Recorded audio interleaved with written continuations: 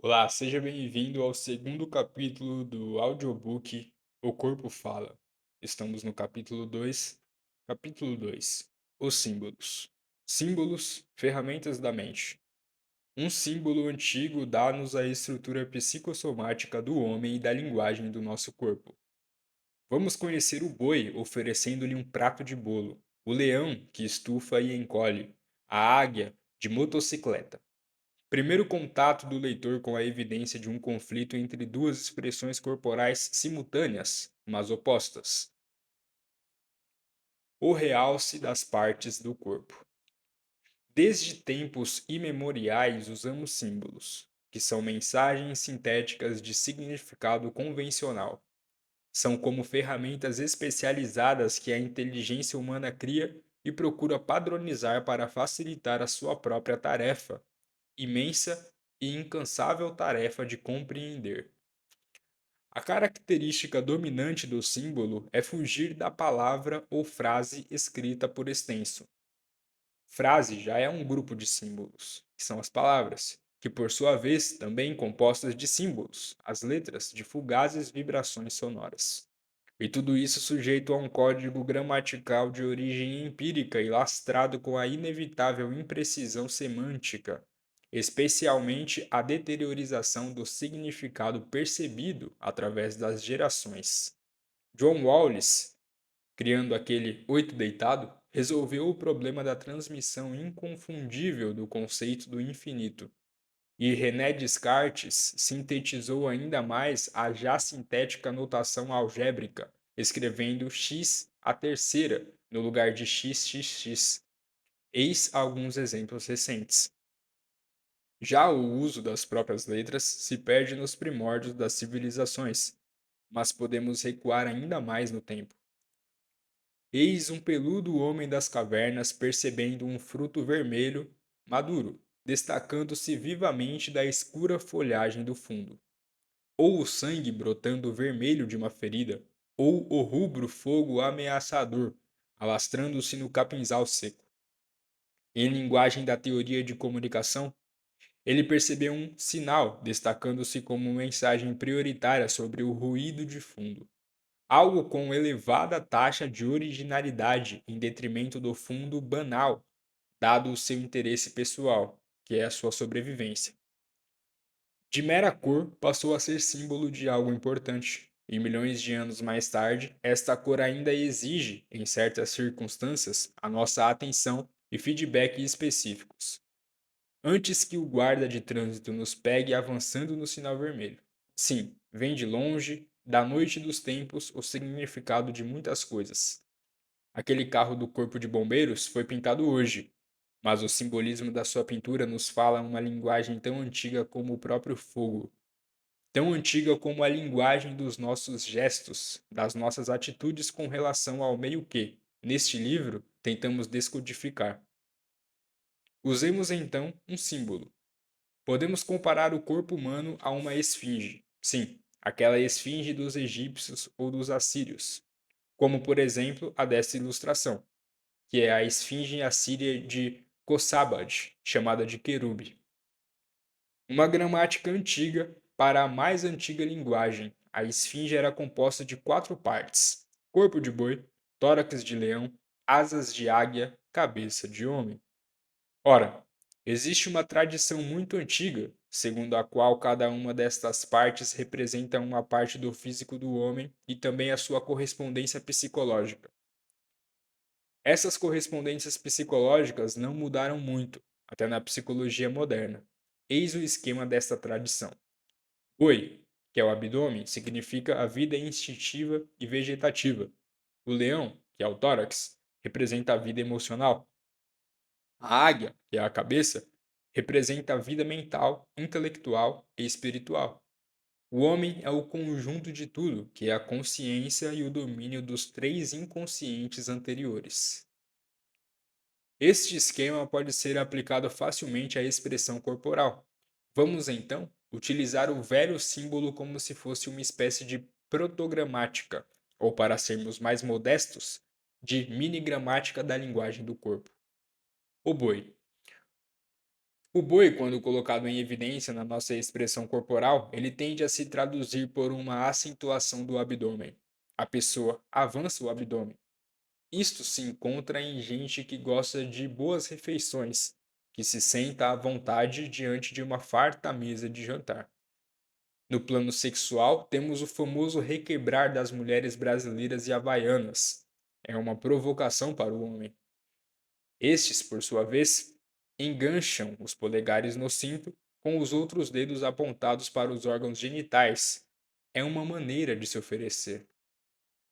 Gramática é para ser usada, e queremos que o leitor aprenda a ler o que os corpos dos seus semelhantes falam diante dos seus olhos.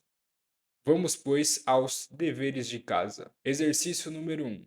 Na próxima reunião social, observe o boi. Haverá os casos óbvios, bem fáceis, como convém numa primeira lição. É aquele senhor maduro, de abdômen hipertrofiado, intensamente atento ao conteúdo transbordante do seu prato e do seu copo. Ou aquele rapaz bonitão, mas irritante, porque desrespeita qualquer mulher presente com suas constantes atitudes lúbricas.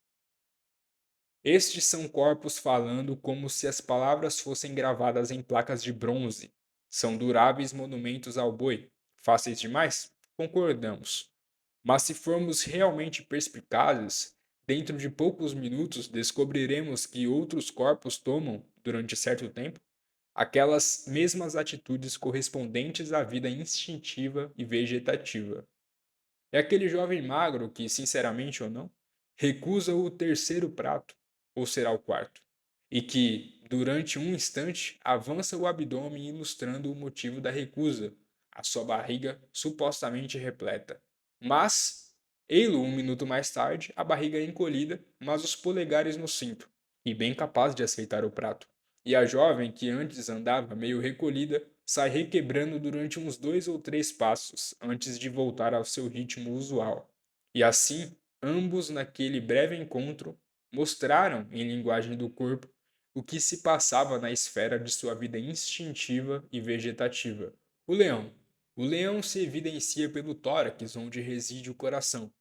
É o centro da emoção. Os especialistas em expressão corporal, sobretudo os coreógrafos, o consideram como o centro do eu. 1. Assim, quando há uma postura de preponderância do tórax, estamos em presença de uma preponderância do eu.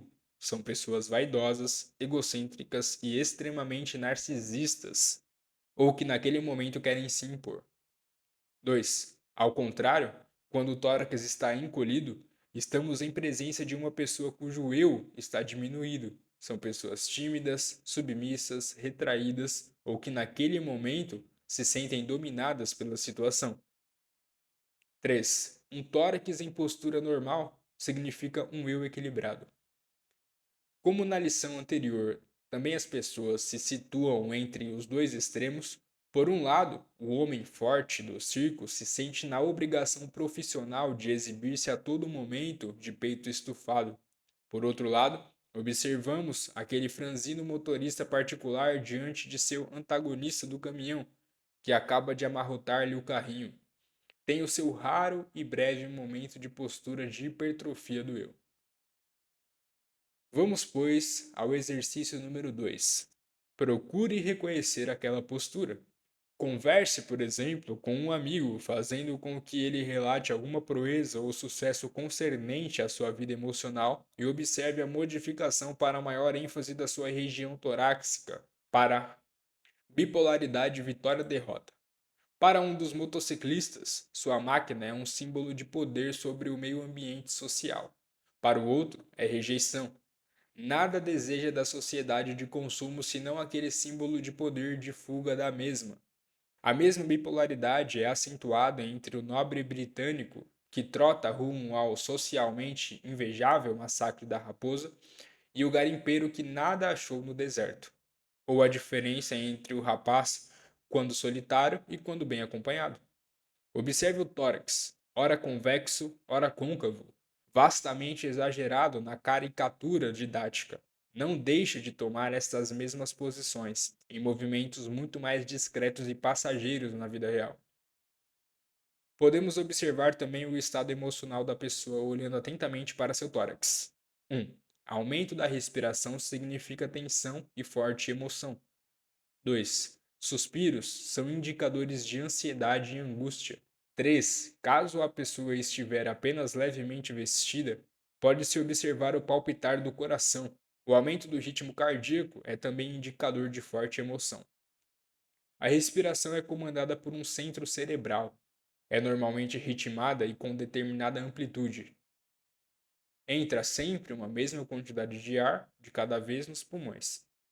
Mas a vontade do indivíduo pode modificar os seus próprios movimentos respiratórios, desde a bradipneia, que é a diminuição, até a taquipneia, aumento da frequência dos movimentos, e a amplitude pode variar de superficial até profunda. O suspiro, por exemplo, é um ciclo inspiração-expiração, de amplitude nitidamente maior que os antecedentes. Daí, conforme as circunstâncias, não convém que a intenção do observador seja percebida pelo observado. Ele pode modificar de propósito seu ritmo respiratório. É um recurso comumente usado em medicina. O doutor ostensivamente toma o pulso do paciente para exame das batidas cardíacas, mas na realidade completa o exame olhando, de soslaio, o movimento torácico sem que o paciente o perceba. O movimento inspiratório é ativo. Nele entra em ação o diafragma, músculo côncavo que separa o tórax do abdômen. Os intercostais, as costelas e certos músculos abdominais. O movimento expiratório é passivo, tem um tempo mais longo que o primeiro, na proporção de 10 para 16 aproximadamente. Na mulher, além do diafragma, a respiração é acionada mais pelas costelas e músculos intercostais, daí serem mais perceptíveis na movimentação mais nítida do tórax. Já no homem, a tendência é para movimentar mais a parede abdominal. A respiração masculina é, em média, de 16 a 20 movimentos completos, inspiração e expiração por minuto. Esta normopneia é de frequência maior na mulher e ainda maior na criança. Cuidado, pois para não fazer interpretações precipitadas. Exemplo: alguém passa um longo período debruçado sobre papelada numa escrivaninha baixa. Ei-lo, periodicamente, como que suspirando. Não está escrevendo coisas tristes. É apenas carboxihemoglobina em excesso acumulada no seu plasma do seu sangue. Aquele suspiro é como uma válvula de panela de pressão chiando, só que em vez de vapor, é gás carbônico. A águia. A águia, representada pela cabeça, nos indica o estado de controle do corpo e da mente. 1. Cabeça erguida significa hipertrofia do controle mental. 2. Ao contrário, cabeça baixa significa que o indivíduo é controlado pelos estímulos externos. 3. Cabeça em posição normal indica um controle normal da mente. Reexamine o leitor a ilustração dos dois motociclistas. A posição da cabeça diz a mesma coisa que a do tórax, reforçando harmonicamente a mensagem do corpo. O exercício número 3 é, portanto, óbvio. Nós, ocidentais, estamos infinitamente mais habituados a observar expressões na cabeça do que no restante do corpo das pessoas. Nosso retrato, nos documentos que nos identificam, não inclui o corpo, e a descrição por escrito tenta definir-nos por detalhes faciais. Não cita jamais o tamanho do nosso pé ou, ainda bem em tantos casos, da nossa cintura. Enquanto isso, nas culturas asiáticas, as representações das figuras humanas a buscam inteira em expressivas atitudes corporais propositadamente significativas. O leitor, de certo, já viu uma estatueta de Buda. Um busto de Buda nunca. A inferência é clara. A cultura do Oriente percebe mais a linguagem do corpo do que nós, integrando em Gestalt o que nós, nesse estudo, buscamos reconstruir de fragmentos de esfinge. Mas voltemos, modestamente, ao exercício da águia. Por exemplo, nas moedas das culturas ocidentais de todos os tempos encontraremos mais material didático para nos treinar a observação embotada. Os perfis dos monarcas nunca estão cabisbaixos. A sua atitude é de mostrar que enxergam longe, dominando o futuro. Observe sempre a atitude da cabeça, se quiser perceber a intensidade do domínio intelectual e espiritual daquela mente, naquele instante. aprovando ou rejeitando as emoções e instintos do seu corpo. Olhemos de novo essa ilustração que estudamos ao observar o boi, isto é, a parte referente à vida instintiva e vegetativa. Havíamos notado o realce da parte abdominal, dizendo da aprovação, naquela esfera da alimentação. A águia diz a mesma coisa. A cabeça sorridente e atenta avança em direção ao prato. A mente, portanto, aprova também, em princípio, a oferenda e educadamente manda apenas braços e mãos exercer os gestos de recusa, de caso pensado. É a imagem perfeita de um dilema. Vamos nos desenhos seguintes eliminar esta contradição e obter duas concordâncias totais entre os comportamentos da mensagem total. Permutas e combinações em interações constantes. No fim da lição anterior, já avançamos a uma situação em que águia aprova em princípio, mas discorda na prática. Domina o boi num conflito muito comum de se observar. E demonstramos nos últimos desenhos as duas soluções bipolarmente opostas, aceitação ou rejeição, mas ambas agora sem contradição entre os campos psicológicos em jogo. O leitor, a esta altura, já está assustado. Percebe que lidamos, possivelmente, com um alfabeto de componentes básicos simples, mas com um número infinito de permutas e combinações, dadas as igualmente infinitas variações de intensidade de infinitas expressões corporais, que por sua vez podem ser concordantes ou antagônicas e variar no tempo entre o fugaz e o constante. Lembre-se, porém, que nós, estudantes, somos feitos da mesma matéria que a matéria sob estudo. Então, por que não entender-nos a nós mesmos? Usemos a cabeça. Uma boa maneira de usarmos a cabeça está sob o título seguinte, ou seja, uma pausa para o leitor.